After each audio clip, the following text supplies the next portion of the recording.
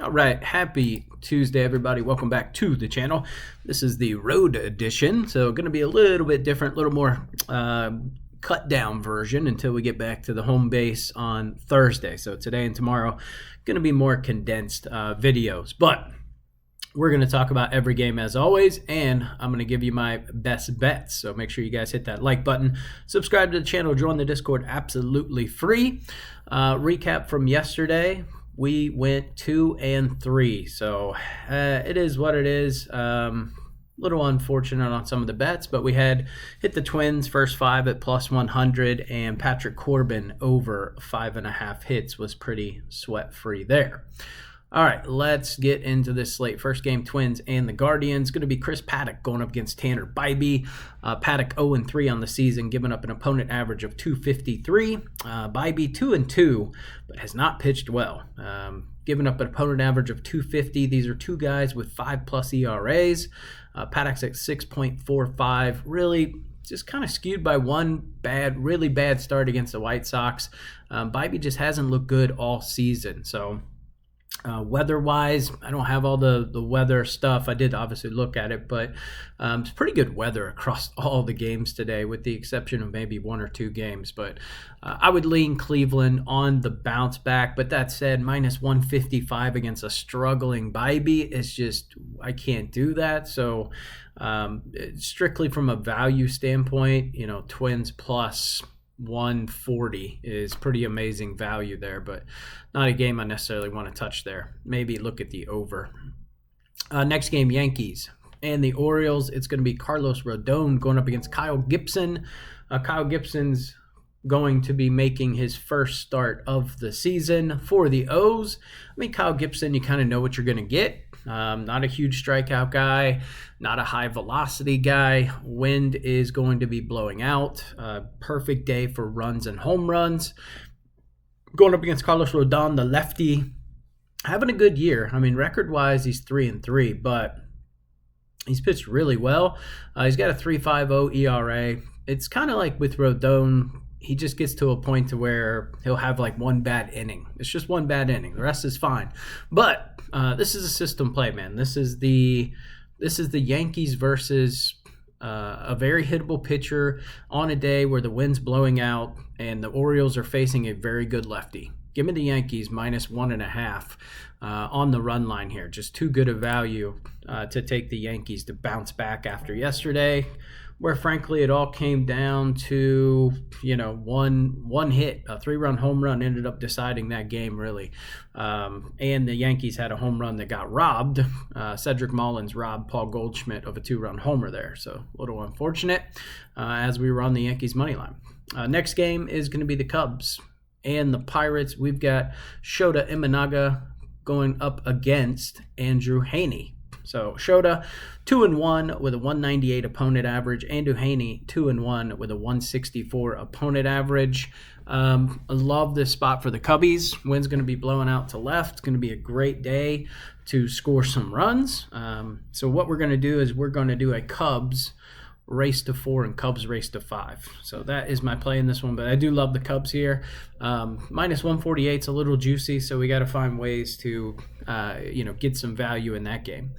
Next one's going to be the Cardinals and the Reds. Going to be Miles Mikolas going up against Brady Singer. Singer has yet to lose a game. He is 4-0.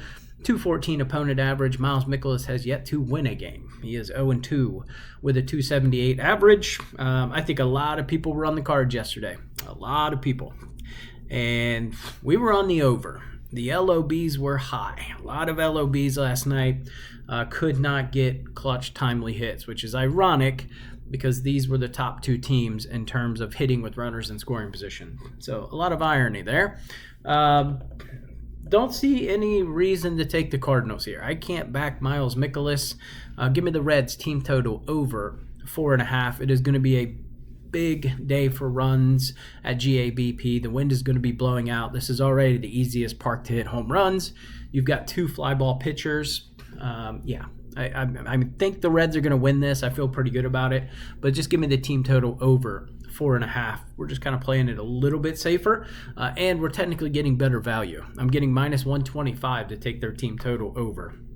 So they can still lose as long as they score 5. Next game, Nats and the Phillies. There was a weird line in here. I mean, it's Mackenzie Gore going up against Zach Wheeler. Ultimately, there's a huge advantage towards the Phillies, understandably. They're at home. The wind is going to be blowing out. They've got some guys that can absolutely smash baseballs. Zach Wheeler's had a good track record against this group. That said, Mackenzie Gore struck out 13 earlier in the season, struck out 9 last game he faced him last season, and now we're getting a K prop of 6.5, and the Phillies have been K'ing a lot. It just doesn't make sense. It's so obvious that I want to take the under. It's minus 105 if you want to take the over. I do have him projected for 8Ks today. It's just one of those lines where I assumed it was going to be 7.5. So to see 6.5 is just really strange. It makes me think the Phillies are going to smash him. So I don't see an angle to take the Nats here with Wheeler on the bump. The only thing I will say is they don't strike out a ton, but it's Zach Wheeler. But I'm not paying minus 180 for the Phillies, and I don't necessarily want to trust them run line with that bad bullpen. Next game is going to be the Royals and the Rays. We've got Michael Lorenzen going up against Taj Bradley. Taj 2-1, 252 opponent average. Michael Lorenzen 2-3, 261 opponent average. If we look at away splits for the Royals, it is not good. They are 3-10 on the road. And if we look at the Rays at home, they are 9-10. So we've got 2 sub-500s here. The Rays back to another home series, which is ridiculous. They've played 19 home games so far out of their 28 games. Now, Rays have won 5 in a row. They're on a little bit of a heater here with Taj Bradley on the bump, and it's a Royals offense that has been pretty ineffective. So I would lean Rays here, but again, it's minus 155 on DraftKings. Not a ton of value there. You could look at Rays team total over. But this is a fade spot for me because Taj Bradley is still a very hittable pitcher that can get lit up at a moment's notice. So fade for me, but can't really get behind the Royals at plus money just with that sporadic offense. Next game, Red Sox and the Blue Jays. Red Sox traveling to Toronto. Garrett Crochet on the bump going up against Bowden Francis. Should be a decent pitcher's duel. We've definitely seen Bowden Francis become more human as of late. He is 2-3 on the season with a 235 opponent average, giving up an ERA of 3.58, going up against Garrett Crochet, who was 2-2 with a 180 opponent average and an ERA of 1.95. So I do expect Crochet to dominate here. We get an over-under of 7.5. I think that's probably too light. I mean, I do think the Blue Jays will get some. Crochet's biggest thing is he is a strikeout guy. Blue Jays really don't K a lot. So I wouldn't want to touch his K prop. And my only problem is if he's not striking out, he might be walking and giving up hits. So no real angle for me to want to jump on the Red Sox on the road here. This feels like a Blue Jays potential upset spot. I think Bowden Francis should do a pretty good job of limiting barrels on the Red Sox side. So to me, it's over or pass on this game. All right, next one is going to be the D-backs and the Mets. We've got Eduardo Rodriguez going up against David Peterson. Pretty good weather in Citi Field today. Should be prime for scoring. I like the over 8.5 as an option. I do think that Arizona should be scoring some runs off of Peterson. They hit lefties fairly well, and it's not like Peterson's been untouchable. He's 1-1 with an opponent average of 275, so he's given up hits. Eduardo Rodriguez gives up hits as well. He's rocking a 4.40 ERA, Peterson 3.29. It's just two very good offenses going up against each other. Arizona's bullpen, have no faith in them. We've seen the Mets bullpen get a little rocky, although after yesterday's absolute beatdown of the Nats, the Nats, they were able to use some lower leveraged arms. So they're going to have their bullpen in pretty good shape. That's the only thing that scares me about taking it over here. But I would lean Mets in this spot. I think that bullpen for the D-backs, I just cannot trust them whatsoever. Next game, Brew Crew and the White Sox. Freddie Peralta on the bump for the Brewers, going up against Bryce Wilson, who is 0-0 with an opponent average of 3.39 and an ERA of 4.30.